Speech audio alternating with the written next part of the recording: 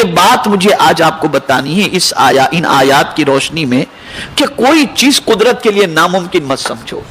بعد میں کیا ہوگا، نہ یہ ہوگا نہ وہ ہوگا، کچھ مت سوچو، سب اپنے رب پر چھوڑ دو. یہ امید رکھو مولا تو جو کرے گا بہتر کرے گا، بس یہ امید رکھو. ہاں غرور نہیں ہونا چاہیے، تکبر نہیں ہونا چاہیے، اپنی غلطیوں کے بارے میں احساس ندامت ہونی چاہیے. گناہ کر کے اکڑنا نہیں چاہیے، گناہ کر کے جو ہے وہ تکبر نہیں کرنا چاہیے، بلکہ اپنے اندر ندامت ہونی چاہیے. اب میں آپ کو بتاؤں کہ رب اپنے بندوں کے گمان کے مطابق کیسا بندوں سے سلوک فرماتا ہے. ابھی آتے ہوئے ایک صاحب سے بات ہو رہی تھی، بڑی مایوسی کی بات وہ کر رہے تھے. میں ان کو امید دلا رہا تھا کہ اچھی امید رکھو، اچھی امید رکھو. وہ فرسٹریٹ ہو رہے تھے، میں ان کو سمجھا رہا تھا اچھی امید رکھو. میں آپ کو بتاؤں، حضرت داؤد علیہ السلام پر وحی، حضرت یعقوب علیہ السلام پر اللہ نے وحی نازل فرمائی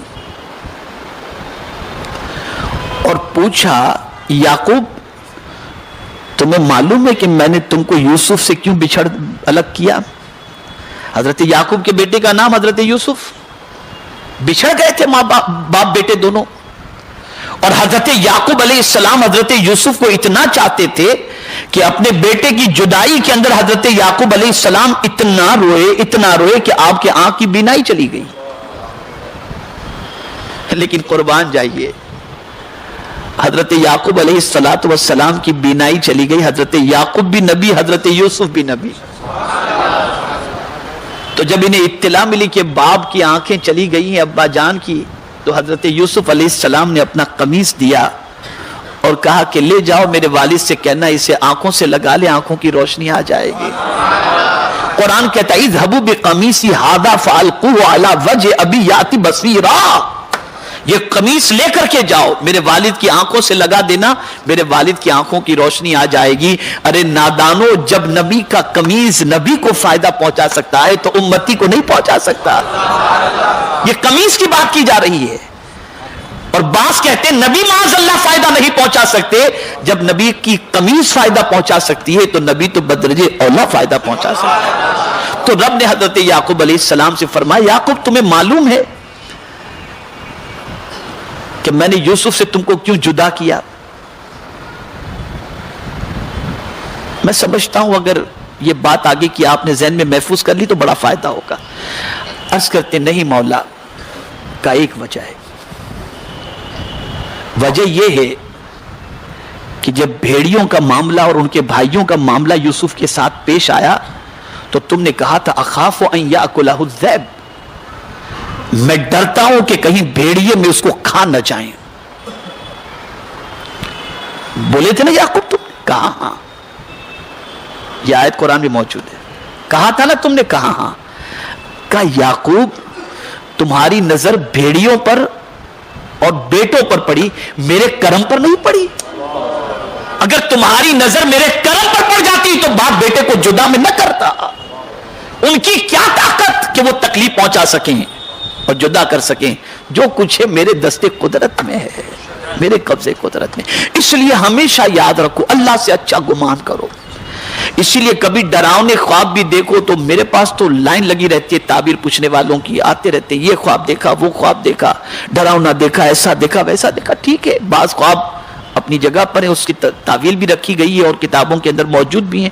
لیکن اگر کوئی ایسا خواب جس کی تعبیر غلط بھی ہو رہی ہو تو صوفیاء کرام فرماتے بس اسی وقت یہ کہو کہ مولا یہ تعبیر تو غلط بتا رہی لیکن میں تجھ سے اچھا گمان کرتا ہوں، اس سے اچھائی میں تو بدل دے. اللہ کرم فرما کر اس سے اچھائیوں میں بدل دے گا.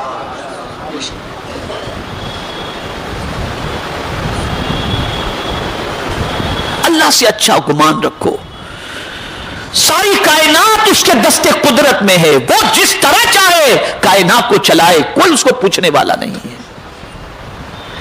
اس کے عذاب سے بڑھ کر کے کسی کا عذاب بھی نہیں اور اس سے زیادہ سنبھالنے والا بھی کوئی نہیں. یہ بھی ہے قرآن مقدس. وَلَا يُوثِقُ وَثَاقَهُ أَحَدٌ، اس کے پہلے کیا ہے؟ لا يعذب عذابه احد، لا يعذب عذابه احد ولا يصدق وثاقه احد. اس سے زیادہ عذاب دینے والا کوئی دوسرا ہے ہی نہیں اور اس سے زیادہ سنبھالنے والا بھی کوئی دوسرا نہیں ہے. اسے ذہن میں رکھیں. اب آئیے دو واقعات اور میں آپ کے سامنے سنا دوں. ایک بندے کو امام غزالی رحمت اللہ تعالی علیہ نے کیمیاء سعادت میں لکھا ہے کہ ایک بندے کو 1000 سال تک جہنم میں رکھا جائے گا اور وہ جہنم سے چیخ و پکار کر رہا ہوگا یا حنان یا منان. مولا فرشتوں سے فرمائے گا اسے باہر نکالو. اسے جہنم سے باہر نکالا جائے گا. رب اس بندے سے پوچھے گا میرے بندے یہ بتا جہنم کیسی جگہ ہے؟ وہ بندہ عرض کرے گا بدترین جگہ ہے مولا. مولا بدترین جگہ ہے جہنم. رب فرمائے گا فرشتوں سے اسے دوبارہ لے جاؤ جہنم میں.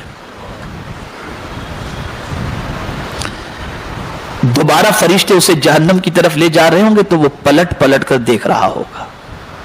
پلٹ پلٹ کر. مولا فرشتوں سے فرمائے گا فرشتوں اس بندے سے پوچھو پلٹ پلٹ کے کیوں دیکھ رہا ہے؟ فرشتے پوچھیں گے اے بندے پلٹ پلٹ کے کیوں دیکھ رہا ہے؟ رب پوچھ رہا ہے. تو وہ بندہ عرض کرے گا کہ میں پلٹ پلٹ کر اس لیے دیکھ رہا ہوں کہ میرے مولا سے مجھے امید تھی کہ ایک بار جہنم سے نکالا ہے اب دوبارہ جہنم میں نہیں ڈالے گا, اس لیے پلٹ پلٹ کر دیکھ رہا ہوں. فرشتے جیسے ہی مولا سے عرض کریں گے رب ارشاد فرمائے گا لے جاؤ اسے جنت میں داخل کر دو. اچھا گمان رکھو اپنے پروردگار سے, اچھی امید رکھو اپنے پروردگار سے.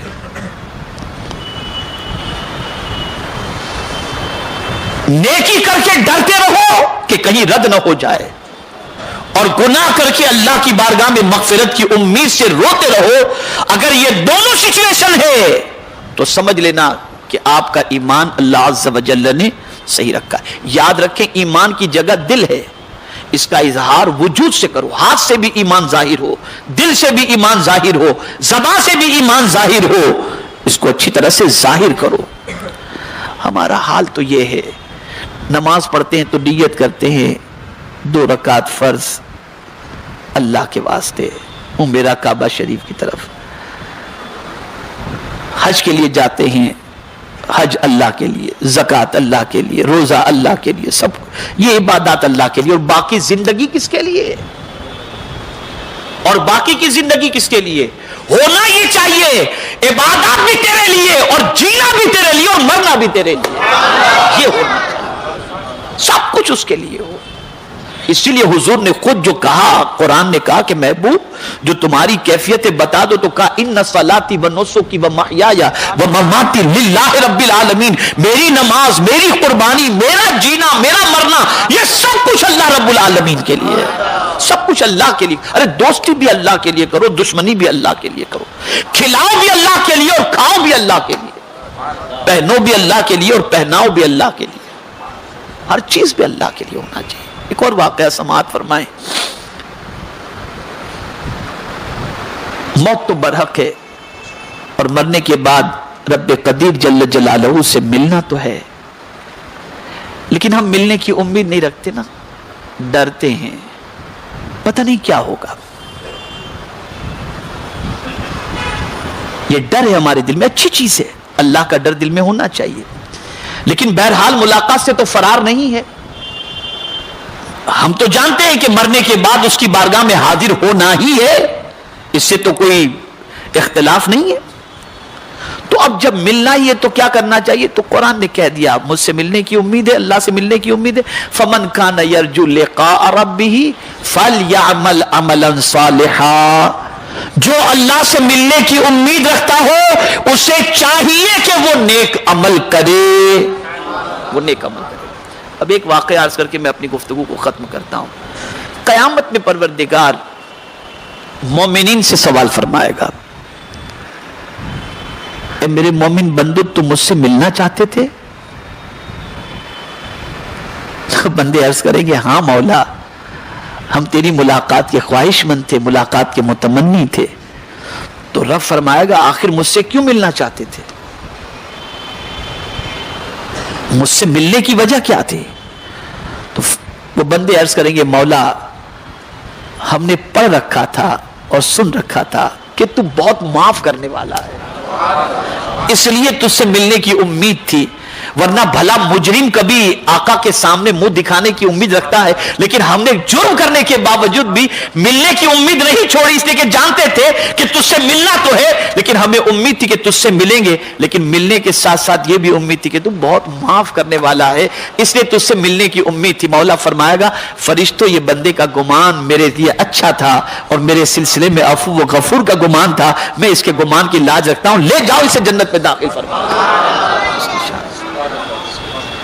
تو اپنے رب سے ہمیشہ اچھی امید رکھو، یہ ٹینشن وہ ٹینشن کی بجائے اعمال درست کرو، توبہ کرو اس کی بارگاہ کے اندر، سنورنے کی کوشش کرو، اور یہ بات یاد رکھو کوئی کچھ نہیں کر سکتا، ہوگا وہی جو خدا چاہے گا، اس کو ذہن میں رکھو، کسی کے چاہے سے کچھ نہیں ہو سکتا، اللہ کے چاہے سے سب کچھ ہو سکتا ہے۔ اس میں بھی دو رائے نہیں ہے کہ ہمارے اعمال بہت ہی غلط ہیں، گناہ سے ہمارا پورا وجود جو ہے آلودہ ہے، ہمیں اس کی بارگاہ میں توبہ استغفار کرنا چاہیے، معافی مانگتے رہنا چاہیے اور ڈرتے رہنا چاہیے، اور ساتھ ہی ساتھ اللہ کی بارگاہ سے اچھی امید رکھنی چاہیے کہ مولا تو غفار الذنوب ہے، ہمیں امید ہے کہ تو اپنے فضل و کرم سے اپنے حبیب کے صدقے میں ہمارے گناہوں کو معاف فرما دے گا۔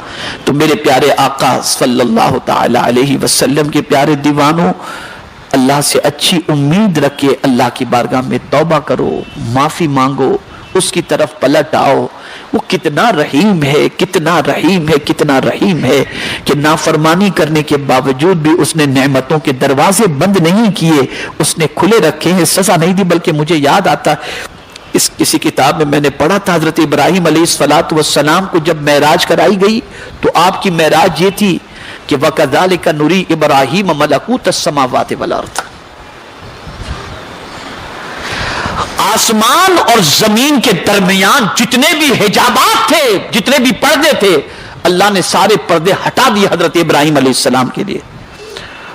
تو آپ نے آسمانوں کی طرف دیکھا، پھر زمین کی طرف دیکھا، تو آپ نے کچھ بندوں کو گناہ کرتے دیکھا، تو جلال آ گیا۔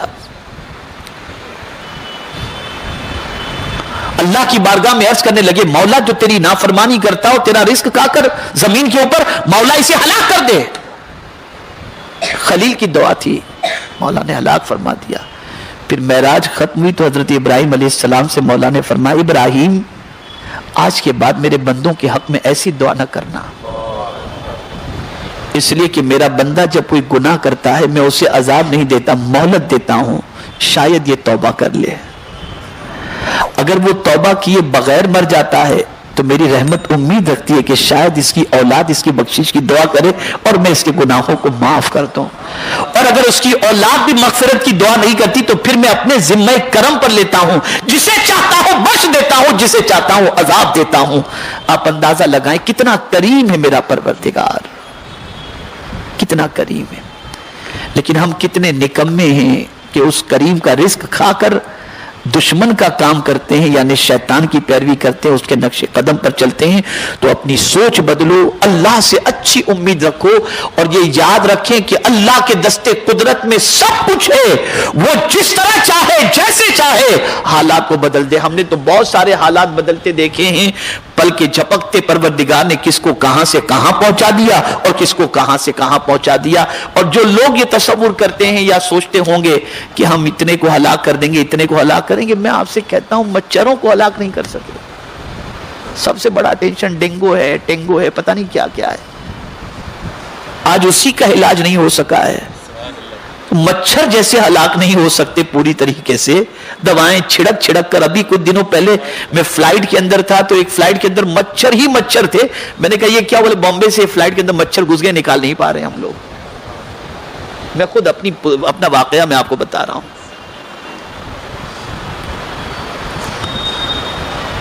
تو مچھر ہلاک نہیں کر پائے تو سب کو کیسے، یہ ڈرنے کی بھی ضرورت نہیں ہے، بہت زیادہ خوفزدہ ہونے کی بھی ضرورت نہیں ہے، اور سن لو یہ بھی اچھی طریقے سے، قدرت چاہے تو وقت کے طاقتور کو مچھر سے ہلاک فرما دے، یہ اس کی شان ہے۔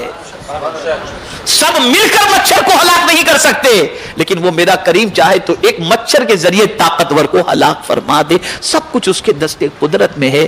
اللہ تعالیٰ سب کو صحیح سمجھ عطا فرمائے, صحیح سوچ عطا فرمائے, اور پروردگار جل جلالہ اپنے رب سے ہمیں اچھی امید رکھنے کی توفیق نصیب فرمائے. ہمیشہ یاد رکھے, ابھی میں تو آج میرا پروگرام یو کے میں تھا, کل بھی یو کے میں پروگرام تھا, میں ایئرپورٹ سے واپس آیا اور نہیں جا سکا, تو میں نے اپنے استاد سے عرض کیا کہ حضور میں ایئرپورٹ سے واپس آ گیا اور میں نہیں گیا.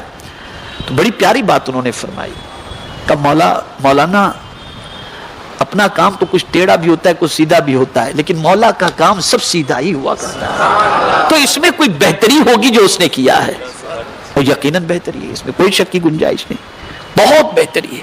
ہمیشہ اللہ سے اچھی امید رکھو, اچھا گمان رکھو, جیسا گمان رکھو گے اللہ ویسا تمہارے ساتھ سلوک فرمائے گا.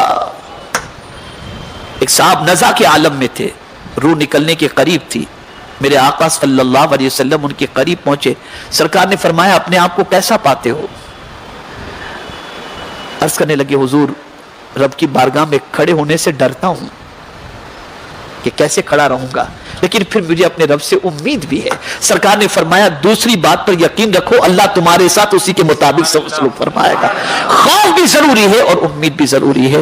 ہمیں اپنے رب سے اچھی امید رکھنا چاہیے اور ساتھ ہی ساتھ اچھا بننے کی کوشش کرنی چاہیے. جو رب اتنا ہمارے ساتھ اچھا سلوک فرماتا ہے تو ہمیں بھی چاہیے کہ ہم اچھے کام کر کے اس کو راضی کرنے کی کوشش کریں. اللہ مجھے آپ کو سب کو توفیق نصیب فرمائے. وما علینا الا البلاغ المبین. السلام علیکم ورحمۃ اللہ وبرکاتہ.